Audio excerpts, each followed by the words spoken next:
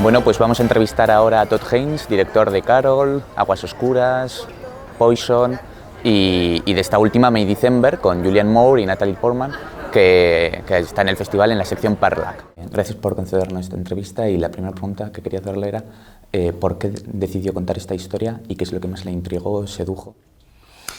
You know, it was really this script, Sammy Birch's script, that I received in 2020 from Natalie Portman. She thought of me for the project.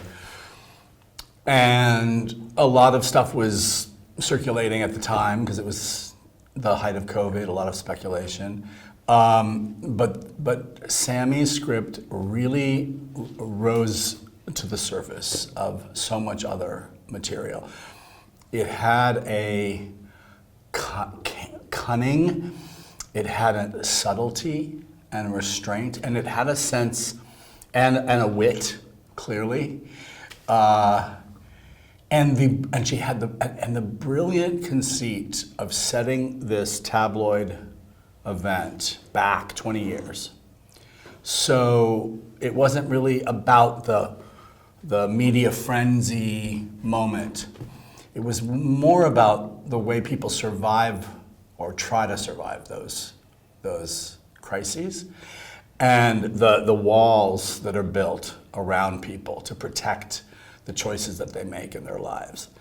And then this character of this actress coming into town to try to navigate her way and excavate through that barrier and try to figure out what that story was really about.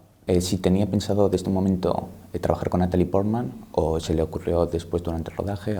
Well, I guess Natalie wanted me to direct it because she brought me the script. We had tried to do another script years before, had come to me from Natalie.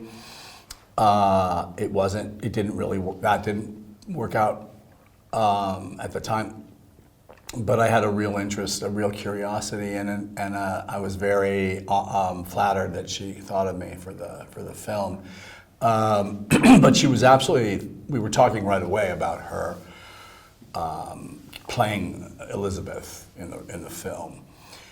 And she was very interested in the ways that audience, she was sort of, mischievous about the idea that audiences would look at Elizabeth and think, oh, is that what Natalie Portman's really like?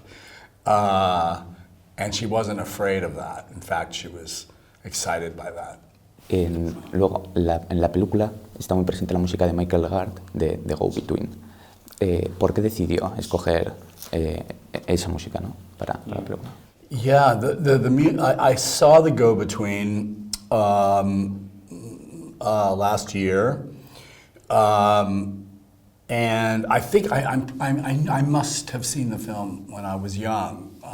It's one of those films that's sort of fallen out of distribution or access. It doesn't appear much, so I'd sort of forgotten about it.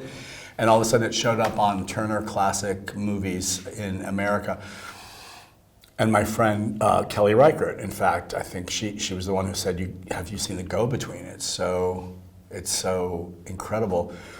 So I watched the film. It's a fantastic film. I'm a great admirer of Losey, but the music in the Go-Between does something extraordinary. It sits way up in front of the film itself, and it almost is incongruous with the film itself, and it puts you, the viewer, in a state of active questioning about what this music means and where it's going to lead you. So you find yourself interpreting and reading every part of the frame because of the music. It's, the typical, phrase about scores is they're supposed to be invisible, unconscious, This music is exactly the opposite. It is absolutely assertive. And so I thought, wow, that really is the kind of way of making the audience, but because it made the experience of watching the movie a pleasurable interpretive process. And that's what I wanted for May, December. Y luego, esta es una película compleja que trata un tema, una historia que es, bueno, es una historia compleja. Entonces, ¿cómo, si estaba preocupado de que no fuera, de que al tratar este tema no fuera lo suficientemente sutil o delicado y fuera algo más, ¿no? Polémico, pero que el resultado es bastante satisfactorio, o sea, es perfecto, bueno, es muy bueno, perdón, es perfecto. Si tenía miedo de que no fuera lo suficientemente delicado. Yeah, I think that in our current culture around identity politics, around Me Too culture, around a hyper-vigilant, especially in the way that people have very strong opinions about how certain characters, minority characters, subject matter can and cannot be represented in movies. This movie really pushes those limits. And I think we were all, I mean, it excited us. It didn't scare us. It excited us. And it made us feel like, let's just get in there and let's see what can happen. And let's let the audience in.